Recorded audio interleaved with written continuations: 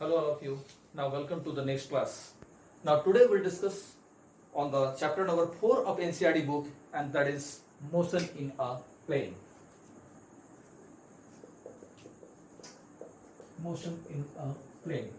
Before that we have discussed on motion on a straight line, and there we have seen that the nature of motion of a body is governed by few factors, that is velocity, displacement, acceleration. Motion in this plane also will follow the same things, but here we will work on two direction, because when we talk about plane we restrict to two direction. Might be it's a x-axis or y-axis, or you can go for the z-axis with x-axis. So motion in a plane will restricted to the vector.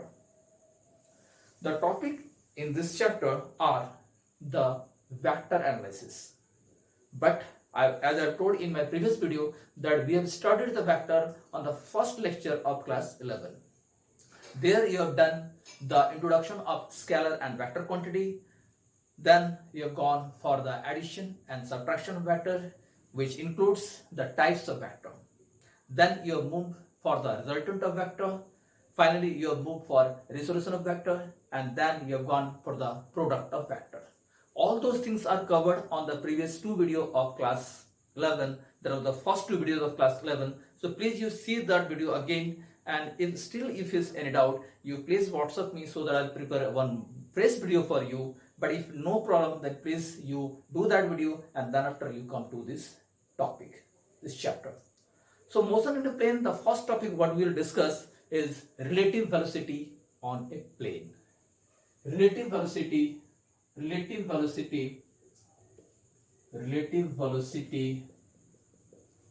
on a plane. Plane means we are restricted to the 2D. What we have discussed as relative velocity in motion in a straight line, that is when the velocity of one body is compared with the velocity of other body, then this is termed as relative velocity. Let one body is moving with velocity VA and another body is moving with velocity VB, both are vectors, then relative velocity VAB will be VA minus VB.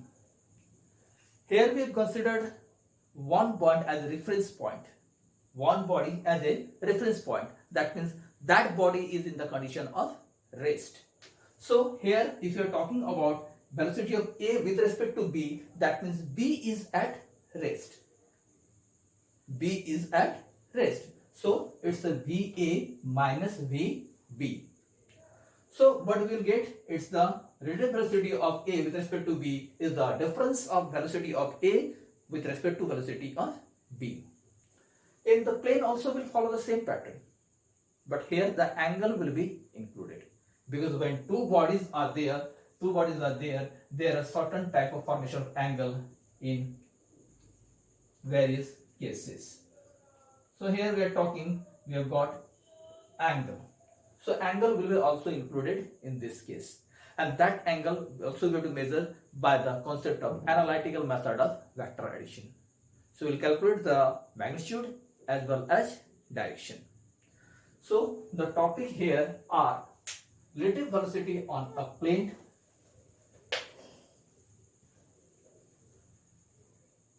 is the velocity of one body with respect to other body will be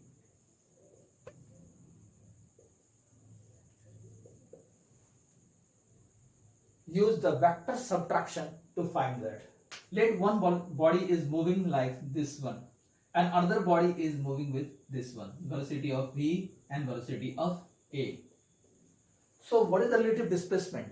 Is that this arm will give us the relative velocity of one body with respect to other. If you are taking B is at rest, then this arm will be VA minus VB, and that is velocity of A with respect to velocity of B. This is the frame of reference.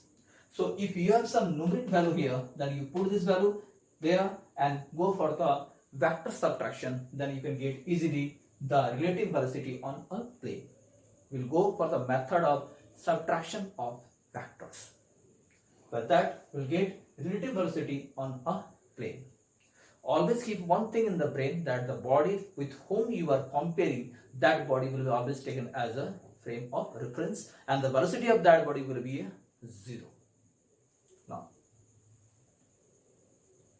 not in each case, because here if both the body are moving, on that time you go for the subtraction of both the velocities. Our next topic will be relative displacement. Relative displacement. Again, we'll go for the comparing of two displacement. Let one body is moving on an incline. Let the body is displaced SA in this direction and the body is displaced SB in this direction. So what is the relative displacement? It is SAB will be the displacement of A with respect to ground minus displacement of B with respect to ground, because somebody other person or point is observing them and that body is comparing what is the relative velocity of one with respect to other. So SAB, displacement of A with respect to displacement of B, will be displacement of A with respect to ground minus displacement of B with respect to ground. So by that we'll get the displacement. Let me consider one example. Let the displacement of this body, this is A, is 2I plus J, and the displacement of other body B, here it's a A, there it's a B, and here the body is displaced as I plus 2J. So what is the displacement of A with respect to displacement B? What is the displacement of A with respect to displacement B? Then we'll go for the subtraction of this. So what is there? It will be the subtraction of, that is SA minus SB, and what we have, SA is 2I plus J minus I plus 2J. So what we have, 2I plus J minus I minus 2J. So what we are getting? It's the I minus J. Is it okay?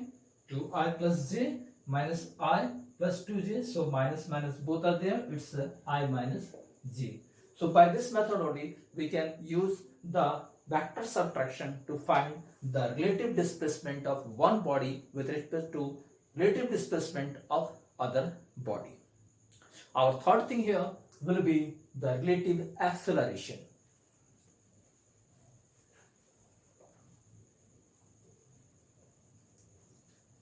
Relative acceleration.